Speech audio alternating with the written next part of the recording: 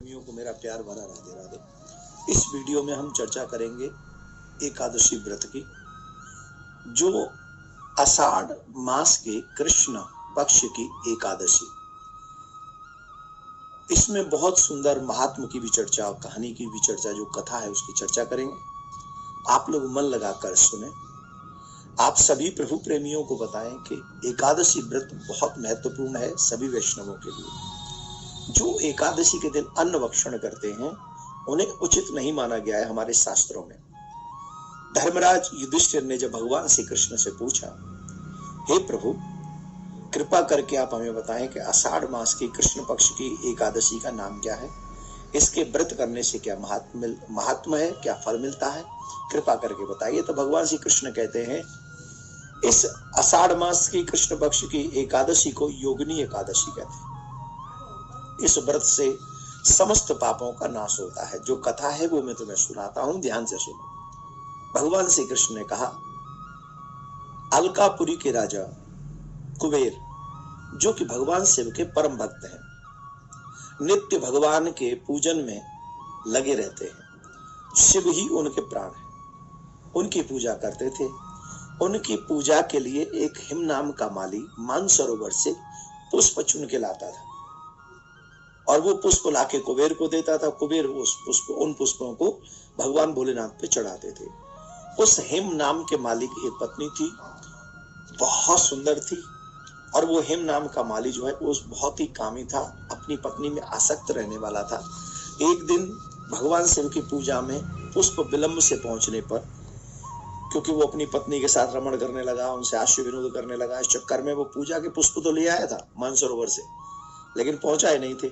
जिसके कारण कुबेर को जब पता चला तो उसको बहुत क्रोध आया और उन्होंने कहा, दुष्ट, तूने मेरे भगवान शिव की पूजा में विलंब कराया है, मैं तुझे शाप देता हूं, तुझे पत्नी वियोग होगा, तू मानव बनकर जाएगा पृथ्वी पर, और पृथ्वी पर मानव बनकर जाएगा, तुझे कोढ़ होगा। खैर वो बहुत दुखी हुआ, उसका जन्म हुआ, पत्नी वियोग हुआ, और फिर मानव जन्म लेकर वो कोढ़ी हुआ, बहुत दुख पाने लगा। तो एक दिन संत ने कृपा करके, करुणा करके, उनके ऊपर दया करके कहा कि अगर तुम अपना उद्धार चाहते हो तो आषाढ़ मास की कृष्ण पक्ष की योगिनी एकादशी व्रत करो, जिससे तुम्हारे समस्त पाप कट जाएंगे। जानते हो माय डियर, योगिनी एकादशी व्रत करने से जो फल है ना, तो कितना फल मिलता है? 88,000 ब्राह्मणों को भोजन कराने का जो फल है, वैदिक ब्राह्मणों को जो भोजन कराने का फल है, वह फल योगिनी एकादशी व्रत करने से मिलता है। एक और बात ध्यान से सुने, भगवान की पूजा में काम विमुक्त होना चाहिए, काम युक्त नहीं होना चाहिए, राग मुक्त होना चाहिए। भगवान का जो भी व्रत हम करते हैं, उन व्रतों में हमें काम, क्रोध, ईर्ष्या, लोभ, मोह इनसे दूर रहकर भगवान की याद करनी चाहिए। खैर महाराज ने उनको वो कहा कि तुम योगिनी एकादशी व्रत करो, जिससे तुम्हारे पाप कट जाएंगे। तो उन्होंने संत की बात को मानकर योगिनी एकादशी का व्रत किया, और उस व्रत के करने से उसके समस्त पाप कट गए। और उसी एकादशी के व्रत का प्रभाव था कि उसे अपनी पत्नी पुनः प्राप्त हुई और उस कष्ट से वो मुक्त हो गए। तो इस एकादशी के व्रत का बहुत बड़ा महात्मा है, बहुत बड़ा महात्मा है। आप सभी एकादशी का व्रत करें।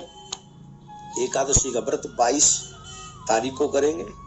इस महीने की 22 जून को एकादशी का व्रत होगा, और 23 तारीख को 5:30 बजे से 7:24 तक इसका पारायण होगा। ध्यान रखें, प्रातः काल उठें, संकल्प लें, भगवान नारायण की प्रिया कांजू की पूजा करें और खूब जम के उनकी सेवा करें। सेवा करके ज्यादा स्मरण करें, असत्य से दूर रहें, काम से दूर रहें, क्रोध से दूर रहें, लोभ से दूर रहें, ईर्ष्या से दूर रहें, परनिंदा से दूर रहें। इन सब चीजों से दूर रहकर ज्यादा भगवान के नाम का स्मरण करें। जो मनुष्य ज्यादा भगवान के नाम का स्मरण करेगा, एकादशी का फल उसको अधिक मिलेगा। तो आप सबके लिए प्रिया कांजू कृपा करें, आप सबका आनंद हो, बच्चे सनातनी हो। ऐसी शुभकामनाओं के साथ राधे राधे।